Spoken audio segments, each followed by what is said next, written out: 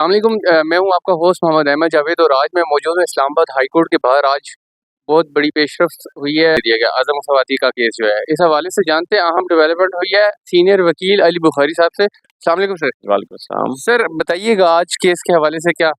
देखिए जी, जो रिमांड दे रहे थे नीचे एडिटर्स कोर्ट 1 के जज साहब, और जो 8 एफआईआरों में उन्होंने दिए थे वन आफ्टर अनदर, उन सब का रिमांड ऑर्डर जो है वो ऑनरेबल कोर्ट ने सेटिस्फाइड कर दिया और उनको जुडिशियल कंसिडर होंगे वो। अब उनकी बेल जो है इंशाल्लाह हम फॉरवर्ड करेंगे। सो उनका जो ऑर्डर दिया गया था नीचे रिमांड एक के बाद दूसरा, दूसरे के बाद तीसरा, तीसरे के बाद चौथा, वो जो है उन्होंने मनसूख कर दिया, उसको सेटिस्फाइड कर दिया गया, कल अदम करार दे दिया गया और अब जो है वो आदम स्वाति साहब जुडिशियल में समझे जाएंगे। आम रहनुमा जो है उनकी पीटीआई मुलाकात खान साहब से मुमकिन है और एहतजाज के हवाले से आपका अगला लाएअमल क्या है। लेकिन जी अगला लाए अमल तो इमरान खान साहब देंगे। जो उनकी बात होती है वो हर पे आखिर होती है। इमरान खान साहब हमारे लीडर हैं और उनकी हर बात तन मन धन से पूरी होती है, इसमें कोई शक की बात नहीं है, कोई दो राय नहीं है। नंबर 1, वो जो कहेंगे वो मन वन उस पर अमल होगा, पार्टी टॉप लीडरशिप से नीचे वर्कर्स तक। नंबर 2 बात, जो मुलाकातों का सिलसिला है वो भी अल्हम्दुलिल्लाह शुरू होगा और होना भी चाहिए। हर कैदी के जो हकूक़ हैं, जो फ़राइज़ हैं, जो उनकी कानून इजाज़त देता है।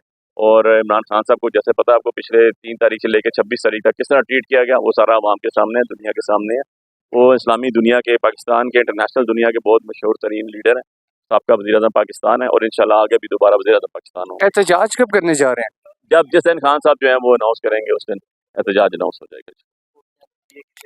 उनको कलअदम करार किया, दरख्वास्त मंजूर हुई है, सुबह 9:30 बजे अल-फतह को पेश किया जाएगा, क्या कहना चाहिए? जी औज़ुबिल्लाहि मिनश्शैतानिर्रजीम, बिस्मिल्लाहिर्रहमानिर्रहीम। बहुत अल्लाह पाक का करम हुआ जी कि अल्लाह ने चाहा इंशाल्लाह इंसाफ मिलना शुरू भी हो रहा है और मिलना नज़र भी आ रहा है।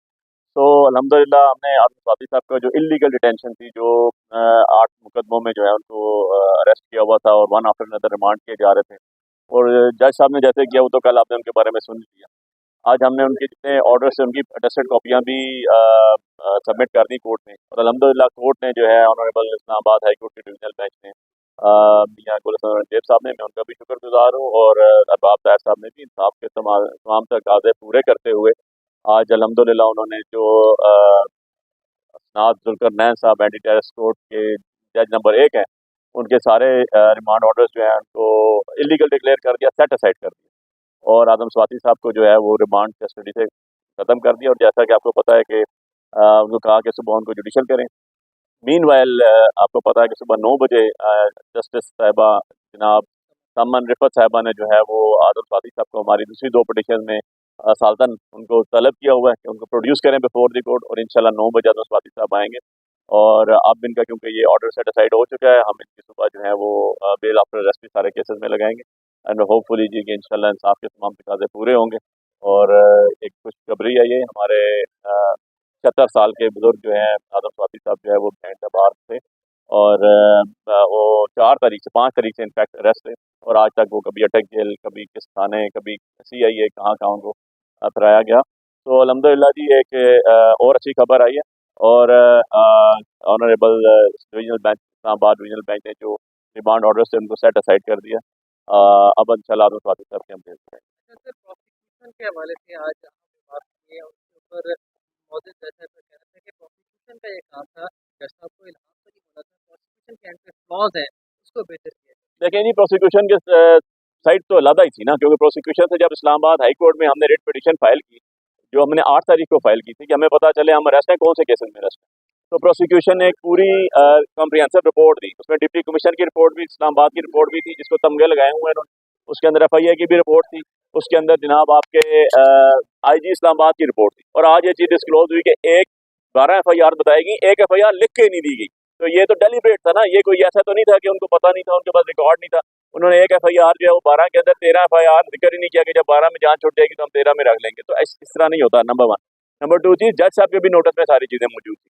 जज साहब को हमने 17 तारीख को जो इस्लामाबाद हाई कोर्ट का ऑर्डर था, जो DC की रिपोर्ट थी, जो FIA की रिपोर्ट थी, और जो उसके साथ IG की रिपोर्ट थी, दे दी थी।